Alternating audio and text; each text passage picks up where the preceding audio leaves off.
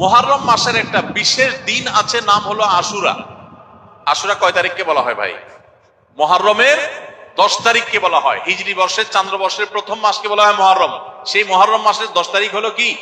আশুরা।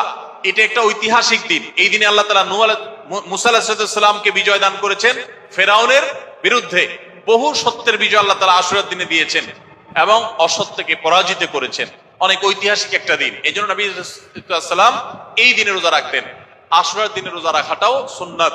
অতএব রোজা রাখার আমরা আরেকটা ফরম্যাট পেলাম, 4 নম্বর ফরম্যাট পেলাম, যে আশুরার দিনে রোজা রাখা। এই আশুরার দিনে যে রোজা রাখা, এটা আবার দুইটা রোজা আমরা জানি, 9 আর 10, আর না হলে 10 আর 11। তবে সবচেয়ে উত্তম হয় 9 আর 10, কারণ নবী সাল্লাল্লাহু আলাইহি ওয়াসাল্লাম যে বছর দুনিয়া থেকে চলে গেছেন সেই বছর তিনি বলেছেন, যদি আমি সামনের বছর বেঁচে থাকি তাহলে সামনের বছর আমি জিলহজের আশুরা রোজাগুলো যখন রাখবো, জিলহজ নয় আশুরা রোজা যখন রাখবো, তখন মুহররমের 9 আর 10 রাখবো। এটা তার আকাঙ্ক্ষা ছিল, কিন্তু সেই তৌফিক তিনি পান নাই, আল্লাহ তাকে দুনিয়া থেকে নিয়ে গেছেন তার আগে। তো এই জন্য ওলামা ইকরাম বলেন উত্তম হলো আশুরা রোজা রাখলে 9 এবং 10 রাখা। যদি সেটা না পারেন তাহলে অপশন নম্বর 2, 10 এবং 11।